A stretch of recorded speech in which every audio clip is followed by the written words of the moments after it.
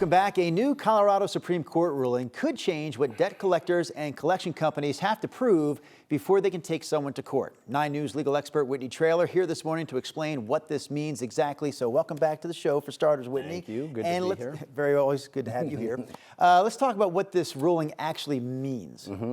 So this actually just really means that the court has reinforced what the legislature said in the Colorado Fair Debt Collection Practices Act. You told me it was a big title. We were working on it. Needed 6 fingers for that one. Exactly. Yeah, and so essentially they're saying that, look, these debt collectors, before they can actually sue you, they have to show original evidence of the debt. So the original, right? Because what happens in these situations is a lot of times if you have a debt, let's say you owe, whatever, a credit card company, and if they can't collect, they'll sell that debt to a debt collector, okay, and they'll sell it for 25 cents on the dollar, and then the debt collector hopes that they can collect maybe 10 cents on the dollar, and that's how they make money, or more than they bought it for.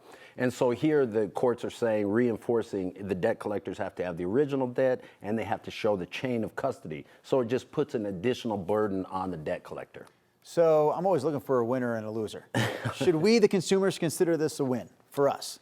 Yes, as the consumers, I think we can consider that a win if you're being collected on a debt. And it really makes sense, though, because obviously some of these debts may go back 10, 15, 20 years. So if they can't actually prove it, then that does an injustice to the consumer. So here, I think this is definitely a win for the consumers in that these debt collectors have to really show, yes, this is a legitimate debt that you owe us. And here's one that I think a lot of people out there probably have their heads pointed towards the screen to get an answer to. Does this mean in any way, shape, or form that people no longer have to pay their outstanding debt? No, I'm sorry, everybody. It doesn't mean that. You will still likely have to pay your debt, but it just heightens the burden because remember, when we go to court, the plaintiff has the burden of proof. They have to show by an affirmative, whatever the standard is that that particular case deals with, but the burden is on the plaintiff to prove the case.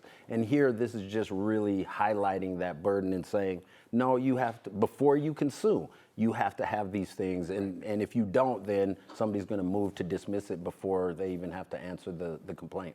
Can we button this all up this morning with basically the impact of this moving forward? Generally speaking, what is the impact of this moving forward?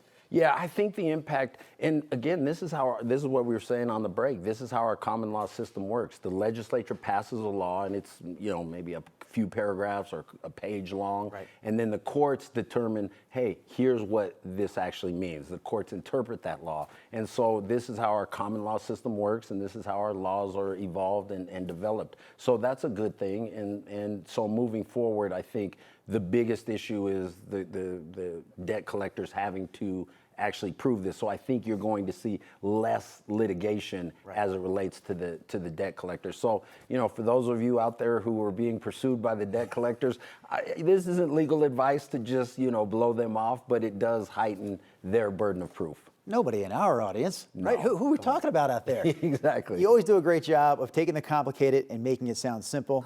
Thanks for your help this morning, Whitney. Sure thing.